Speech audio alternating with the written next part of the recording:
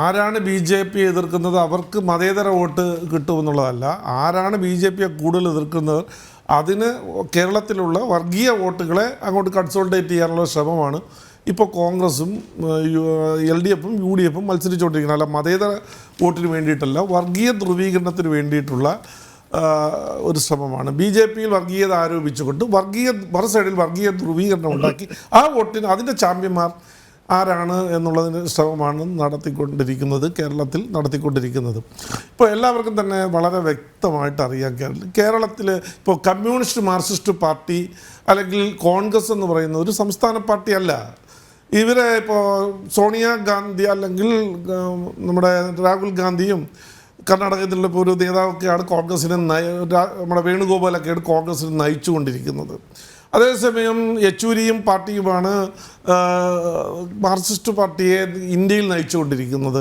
അപ്പോൾ ഈ രണ്ട് പാർട്ടിയുടെയും കോൺഗ്രസിൻ്റെയും അവർ പിന്തുടരുന്ന ഭരണഘടനയും നിയമങ്ങളും അതുപോലെ തന്നെ കമ്മ്യൂണിസ്റ്റ് പാർട്ടിയുടെയും ഭരണഘടനയും ബാക്കി കാര്യങ്ങളും തന്നെയാണ് കേരളത്തിലെ കോൺഗ്രസ്സുകാരും അതുപോലെ CPMൻ്റെ ആളുകളും പിന്തുടരുന്നത്. അവിടെ നമ്മുടെ അമരവിള കഴിഞ്ഞാൽ ഇവർ രണ്ടുപേരും ഒന്നാണ്. ഒരേ കൈപ്പത്തിക്കകത്ത് തന്നെ അരിവാൾ വയ്ക്കും, അരിവാളിനകത്ത് തന്നെ കൈപ്പത്തി വയ്ക്കും. ബാക്കി എല്ലാം ഒട്ടുമിക്ക സ്റ്റേറ്റുകളിലും എല്ലാം ഒരുമിച്ച് 2 ദിവസം മുമ്പ് നമ്മൾ കണ്ടതാണ്, എല്ലാ സ്ഥലത്തും ഒരുമിച്ച് BJP എതിർക്കുക എന്നുള്ളത്. ഇപ്പോൾ പശ്ചിമ ബംഗാളിൽ ചെന്നാലും ഇത് തന്നെ സ്ഥിതി. രാജസ്ഥാനിൽ CPM ഇല്ല, എന്നിട്ട് പോലും വേണുഗോപാൽ ഒരു സീറ്റ് അദ്ദേഹത്തിന് CPMന് കൊടുത്തിട്ടുണ്ട്. അപ്പം എല്ലാ സ്ഥലത്തും CPMും കോൺഗ്രസും ഒറ്റക്കെട്ടായി നിൽക്കുകയും കേരളത്തിൽ വന്നിട്ട് BJPയും CPMും മത്സരിക്കുകയാണ് എന്ന് പറഞ്ഞാൽ ഇത് വിശ്വസിക്കുന്നത് അരിയാഹാരം കഴിക്കുന്ന ആർക്കെങ്കിലും വിശ്വസിക്കാൻ കഴിയുമോ? ഇവരാണ് ചങ്ങാതിമാരായിട്ട് പ്രവർത്തിക്കുന്നത്.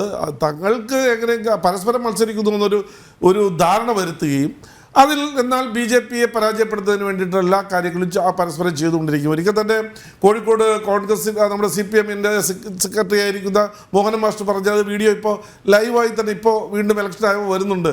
ഞങ്ങൾ എവിടെയെങ്കിലും മത്സരിക്കുമ്പോൾ ഞങ്ങൾ 3ാം സ്ഥാനത്ത് വരികയും BJP 1ാം സ്ഥാനത്ത് വരികയും 2ാം സ്ഥാനത്ത് കോൺഗ്രസ് വരികയും ചെയ്താൽ ഞങ്ങളുടെ വോട്ട് കോൺഗ്രസിന് അനുകൂലമായി വിനിയോഗിച്ചാൽ BJPയെ പരാജയപ്പെടുത്താൻ കഴിഞ്ഞാൽ ഞങ്ങൾ കോൺഗ്രസിന് അനുകൂലമായി വോട്ട് ചെയ്യും എന്ന് പറയുമ്പോൾ ആരാണ് ധാരണ? എന്താണ് ധാരണ? ഇതേ ധാരണ തന്നെയാണ് തിരിച്ച് CPMന് അനുകൂലമായിട്ട് കോൺഗ്രസും ചെയ്യുന്നത്. അതുകൊണ്ട് ഈ ആരോപണങ്ങൾ കൊണ്ടൊന്നും കേരളത്തിലെ ജനങ്ങളെ പറ്റിക്കാൻ കഴിയില്ല, എക്കാലവും പറ്റിക്കാൻ കഴിയില്ല. ചില സമയങ്ങളിൽ നിങ്ങൾക്ക് പറ്റിച്ചിട്ടുണ്ടാവാം നേരത്തെ, അത് ഒരിക്കലും ആ ഒരു ആരോപണം ശരിയല്ല എന്നുള്ളതാണ്. പിന്നെ ഈ ബില്ലിനെ സംബന്ധിച്ചിടത്തോളം ഈ കേസ് ഫയൽ ചെയ്തത് തന്നെ വളരെ ഭരണഘടനയെ സംരക്ഷിക്കുന്നതിന് വേണ്ടിയിട്ടാണ് എന്നുള്ളതാണ്. നിങ്ങൾ ആലോചിച്ച് നോക്കുക, ഇപ്പോൾ രാഷ്ട്രപതി അനുവാദം കൊടുത്തിട്ടുള്ള ലോകായുക്ത ബില്ല്, മന്ത്രിമാരോ ആരെങ്കിലും അല്ലെങ്കിൽ മുഖ്യമന്ത്രി തെറ്റ് കാണിച്ചാൽ ഒരു അഴിമതി നടത്തിയാൽ ആ അഴിമതിയിൽ മുഖ്യമന്ത്രിക്ക് പങ്കുണ്ട് എന്ന് പറഞ്ഞാൽ ഭൂരിപക്ഷം ഉപയോഗിച്ച് നിയമസഭയുടെ ഭൂരിപക്ഷം ഉപയോഗിച്ച് അഴിമതിയെ വെള്ളപൂശുന്നത് ഇത് ജനാധിപത്യപരമാണോ? ഇതെവിടെയെങ്കിലും ഉണ്ടോ?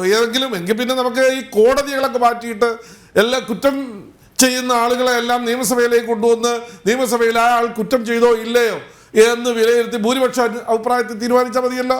അപ്പോൾ അഴിമതി കറപ്ഷൻ എന്ന് പറയുമ്പോൾ നമ്മുടെ ഇന്ത്യൻ പീനൽ കോഡിൽ വരുന്ന ഒരു കുറ്റമാണ്.